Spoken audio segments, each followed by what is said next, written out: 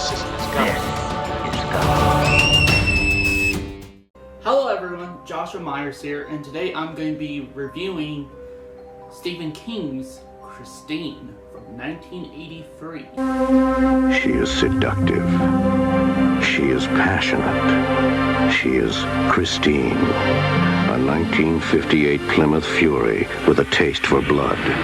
Nothing you can do can stop her, because how do you kill something that can't possibly be alive? Christine, body by Plymouth, soul by Satan, rated R. Watch out for her soon at a theater near you. Christine stars Keith Gordon, John Starkwell, Alexandria Paul, Robert Piskey, and it's directed by John Carpenter. The plot of Christine is that unpopular nerd Arnie Cunningham, portrayed by Keith Gordon, buys a 1958 Plymouth Fury, which he names Christine. Arnie develops an unhealthy obsession with the car, to the shock of his jock friend Dennis Gilder, portrayed by John Stockwell. After bully Buddy Repperton defaces Christine, the car restores itself to perfect condition and begins killing off Buddy and his friends. Determined to stop the murders, Dennis, Arnie's girlfriend, Leigh Cabot, portrayed by Alexandria Paul, devises a plan to destroy Christine. Now, before I get on to what the rest of this review, I would like to say I have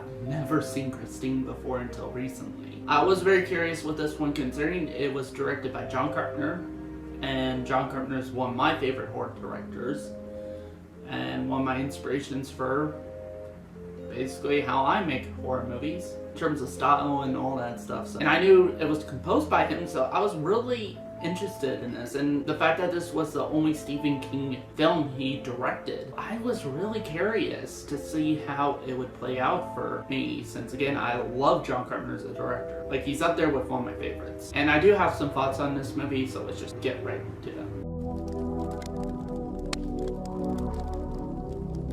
I would have to say, honestly, the cinematography. The cinematography is actually really good. Then, of course, I'm not sure who did the cinematography, but I'm willing to bet it was Dean Cundy. If not, I'll post whoever really did it here, or the next clip would be a photo of who really did it, because I haven't researched that. But as far as I'm aware of, it seems like Dean Cundy did the cinematography for this movie. If that's the case, he did an amazing job with the cinematography. He always does with films like Halloween movies, Jurassic Park, and just different stuff. I think he might have worked on Jaws 2.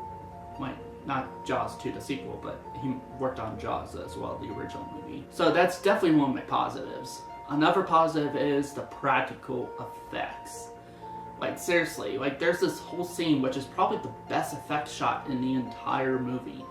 It's where after Christine gets destroyed by the bullies and everything, and you have Arnie looking over the damage and everything, and it's just so devastated by it and asks the car if she's going to be okay and all that stuff. And then he goes like over and it's like, Okay. Show me.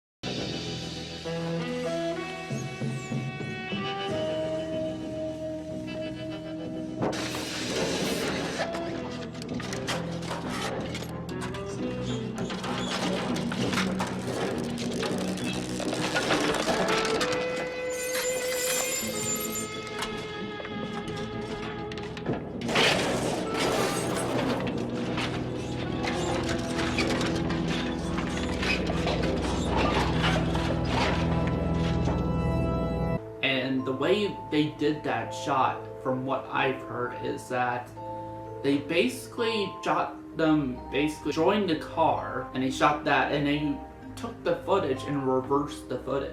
That is actually a really great idea on how to do that shot, and actually a very simple idea too. I feel like I could easily achieve that shot. And it was all in camera too. So yeah, that was probably the best effects shot in the entire movie. And it was just a very simple fact, actually. Also, for the most part, the characters are relatable, especially the main characters.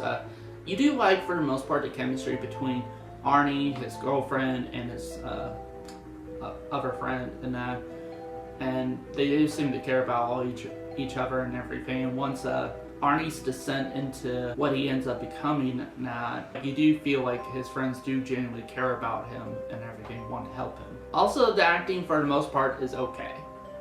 You know, it's serviceable. And honestly, for me, in terms of like greats in this movie, that's basically it for the movie. I do have some mixed thoughts on this film, so let's just get right into them. The thing I'm mixed about with this movie is, first of all, the acting. The acting is serviceable, it's just okay, nothing great, nothing awful. Another thing I'm kind of mixed on, which even though I did put it in my positive, is the characters. Overall direction and all that stuff. I don't know, they just seem kind of flat at times.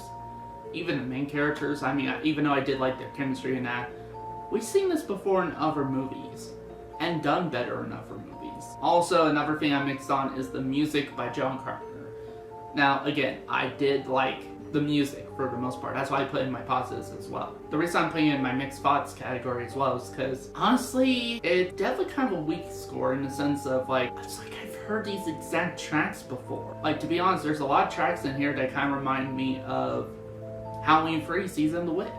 And I just watched that after I watched Christine. Yeah, and seemed to, like, for example, these stingers that happens, like, for example, when the car lights turn on and that, it's like, huh, like I haven't heard that stinger before.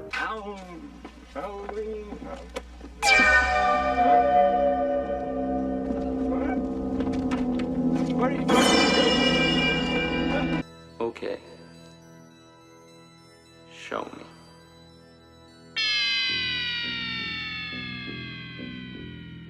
And also there's other comparisons I can make to, like, sounds that sound similar to The Thing and that, and just stuff like that. So yeah, it's not anything really that new in terms of like music from John Carpenter. His other scores, even from what most people consider worser films, you could tell it's its own thing. Like, it comes from that movie. The music to the original Halloween, like the dun dun dun dun dun dun dun dun dun dun.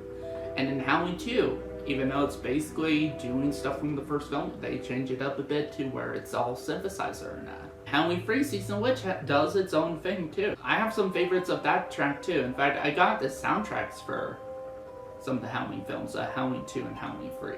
And of course Halloween 2018, but even The Thing, you know, has that classic, you know, like John Carpenter stuff like dun dun, dun dun, dun dun.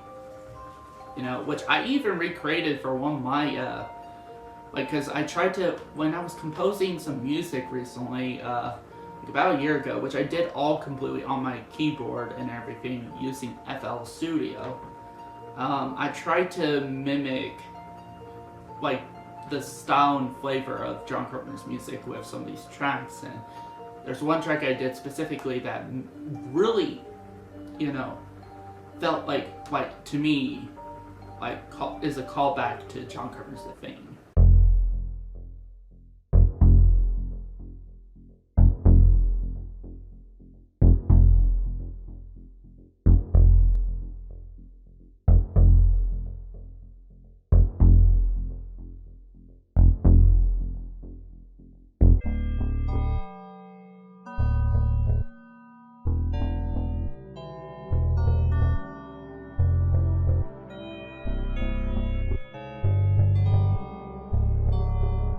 With each of his films that I mentioned, and even The Fog, I forgot about The Fog, it's its own thing.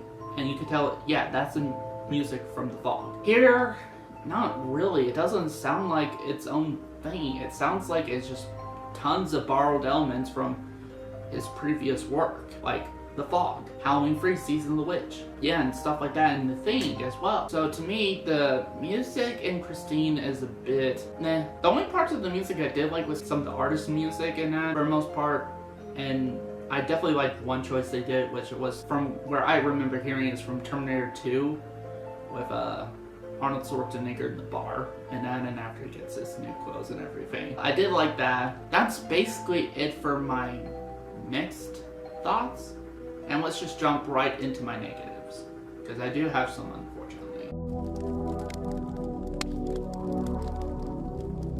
One of my biggest negatives I have with this movie is, it's just overall, like, you have a, like, because John Carpenter is adapting a Stephen King story, and unfortunately Stephen King does seem to have a tendency for using tons of cliches in that in his story, like the stock bullies and that. I mean, I've seen these bullies in other Stephen King properties. Unfortunately, they don't focus on them too much as like other Stephen King adaptations, but still it comes off as like, really, do we even really need to have bullies in this story? So there's just stuff like that I didn't really care for as much, but other than that, that's my only real gripe. That's just some of the cliches in this movie that are taken from of Stephen King's works. Now let's move on to my rating. So with that said, I'm going to give Christine a 3.5 out of 5 stars. Honestly, for me, I think it's a little bit better than okay. It's definitely not one of John Carpenter's strongest works, nor I think one of Stephen King's strongest works. In my personal opinion, I mean, it's okay. You know, I've seen a lot worse in terms of Stephen King adaptations, but I've also seen a lot better. And it's kind of disappointing to me considering this game comes from one of my all-time favorite directors, especially for horror movies. I definitely could see someone rebooting this movie and actually doing great improvements to it. Hell, one of these days I may even take a shot at rebooting this movie and doing my own adaptation of Christine. So that's it for this review. Thank you guys for watching, and it's the car, right? Chicks like the car.